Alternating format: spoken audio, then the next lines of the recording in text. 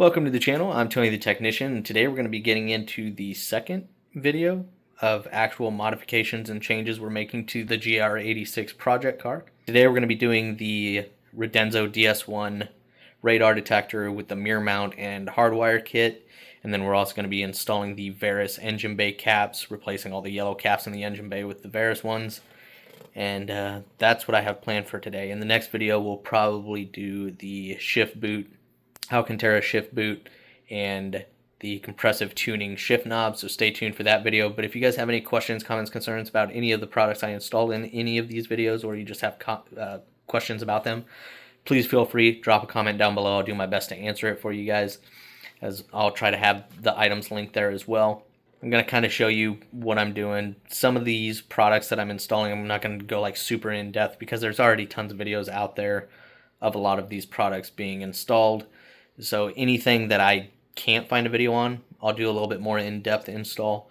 But anything that, you know, there's multiple videos of, I'll still show you how I'm installing it and kind of the process, but maybe not as in-depth. But I really hope you guys enjoy. If you guys do, please make sure to smash that thumbs up. And if you guys haven't subscribed, make sure to subscribe. Let's go ahead and get into this. So I'm going to be installing the Radenso DS1, which comes packaged here, which if you don't know is a radar detector. And I've been looking at this one for probably close to 2 years and finally picked it up. I didn't want to buy a cheap one, so I've been kind of waiting to splurge and get this one. I've watched a lot of reviews on this. Very impressive little radar unit. It comes with your 12 volt with the coil cord and your magnetic mount and everything. But I'm going to hardwire mine because I was just going to run this down or over in the headliner and down the A-pillar to the glove box where the 12 volt source is, but that coil cord is not going to work very well. So I decided to just go ahead and do the hardwire kit, which gives you a mute button that you can mount on your side of the dash or on the steering column, wherever you want. And then it just runs straight to power and ground, and should work pretty well and keep everything nice and clean, because we are going to actually use this here mount to put it up on the rear view mirror so it's not just in the middle of the windshield. So I'm going to go ahead and get this wiring ran, and we're going to tap it into the fuse box. And if I remember correctly, you can even run this to a constant 12 volt because the unit itself can have a timer, I believe, if I remember correctly, and basically after 10 minutes of no motion, then it'll shut itself off. I think you can adjust the timer and stuff, so I thought that was pretty cool. I'll probably still go to a keyed 12 volt source, but we'll see what I can find under the dash. Well, I went ahead and mounted it up just so I know exactly how much wire I'm going to need. Instead of doing the wiring first, I wanted to at least get this in place, and I think it looks pretty good. Tucked pretty well. Mount it up. So now I'm just going to plug this in and run the wiring along the headliner and down the A-pillar, and we'll get it over to the fuse panel. Okay, so what I've got done so far is I got the wire ran up through the headliner, over this side of the A-pillar, down this rubber seal on the inside of the A-pillar. I popped this side panel off right here, and then I have my power and ground zip tied, all the excess. The remote wire is all zip tied. I have the mute button mounted there so I can access it. And then all we got to do now, I'm going to keep this stuff tucked up inside the dash nice and neatly. We'll find a good ground, and then we'll cut this end off. We'll put a fuse tap on here, and then we'll get under here, check this fuse panel right here, and find which one has a good keyed source, and tap it into it, and then we'll be good to go. And that side panel just pops off. Okay, so I think I'm going to be going to the gauge, the 7.5 amp, because the amp is constant 12 volts, and I don't want to go to any ECU or anything that's sensitive, so probably just go to the gauge. I think these are also switched 12 volts as well, so we'll just go with gauge, see if that is correct, and then if everything works, then we're good to go. If I need to switch, then we will. And I'm glad I bought these because what's included with these taps won't do.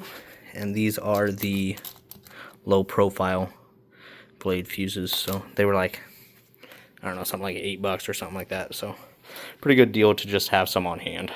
So just about ready. I have my tap here, and then I cut the original connector that they have on here, and then I removed a portion of the wire after the fuse from the actual harness that comes with the radar, removed that, and then just soldered these together. And now I can just go in, put the fuse back in, and then we can put this into the fuse location that we want to use, and we should be good to go. Also, I was going to use one of these fasteners for ground right here, or that one there, but I do believe those go to the back side of the airbag, so I don't want to use those. So I'm actually using the bolt that holds the OBD2 sensor in. It's just a fastener that goes into the side over here. Very easy to access. Right up here. Sorry, it's hard to get the phone down there as I'm crammed in here.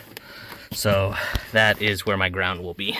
We just got done getting it installed, put the side panel back on. Wiring's nice and tucked up. There it is, tapped into the fuse box. I just have the cover over here because it's not going to go back on, but I am going to keep it in the vehicle just in case.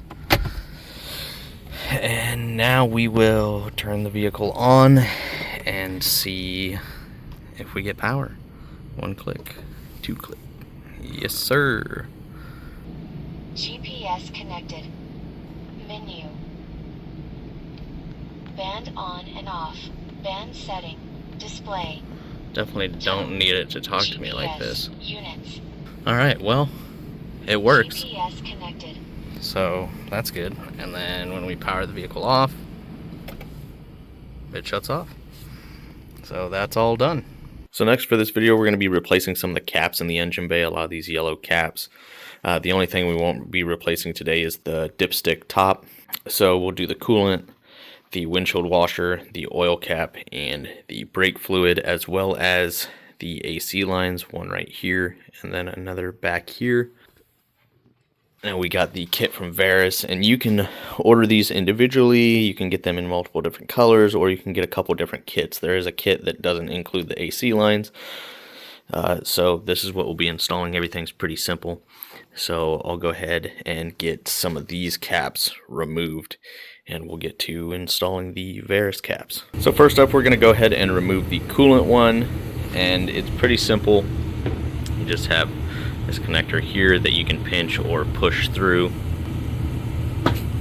And once you have that, then you can just pop off the cap, grab the one that matches. There you can see. And it's not going to have any connection or anything like that. It just snaps over top and replaces the factory cap. Same thing with the windshield washer reservoir. Just kind of pull it off of there like so. Find the windshield washer one and snap it down like so. Then the brake fluid reservoir is actually just going to slide over top. You can see the grooves in here. It just lines up. And you just work it down over top. And then the oil fill, I believe you have two different options as far as styles, and some of the ones out there you actually have to use the factory O-ring. This one actually includes an O-ring, a set screw which you'll thread into the center here. Don't tighten this down, just run it down into the threaded portion. And then here is your actual threads. You got fine threading up here that's going to thread into this cap. This set screw is, I'm leaving mine up a little ways, that is going to allow you to set where these threads start, so you can actually get the logo facing the right direction when you fully seat it down. So we'll see how far off I am.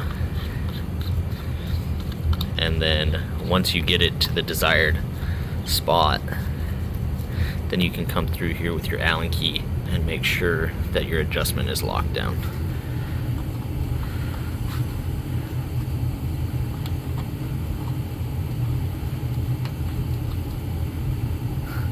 Oh, we're almost there.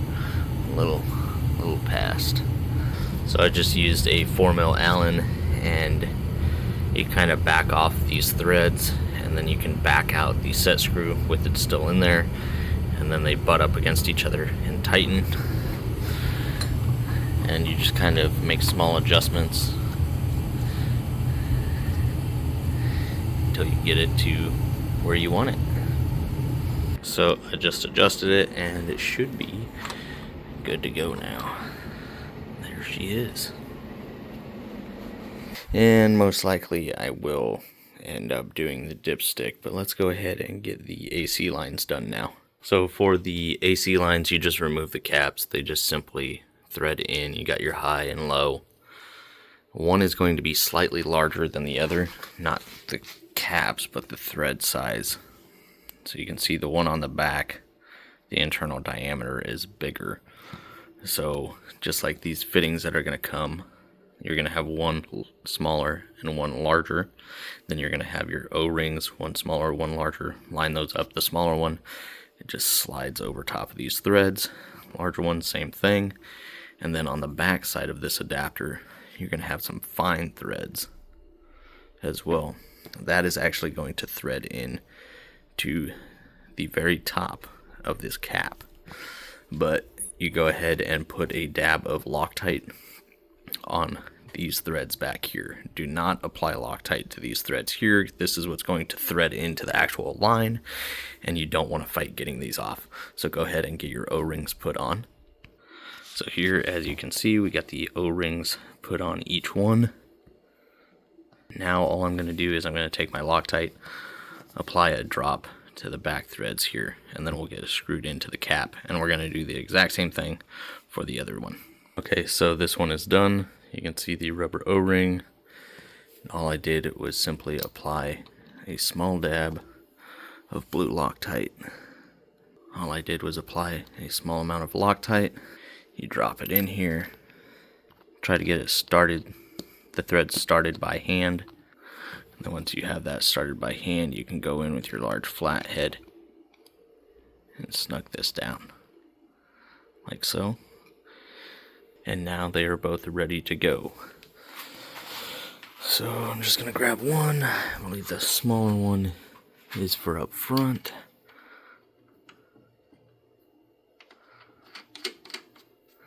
And then just snug it down. It is nice that it's on an O-ring. There you go. That is the engine bay cap kit from Verus for the GR86 BRZ. And stay tuned, we'll probably do the dipstick just so we can get rid of that yellow eyesore out of the engine bay. But I really like this kit. It is a little spendy, but it does look really, really good for a little bit of an engine bay dress up. So that is it as far as today's video.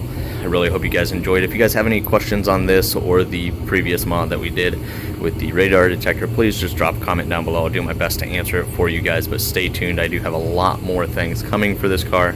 We're going to be doing quite a bit on it, so I really hope you guys enjoy. If you guys do, make sure to smash that thumbs up, and if you guys haven't subscribed, make sure to subscribe, and I'll see you guys next time.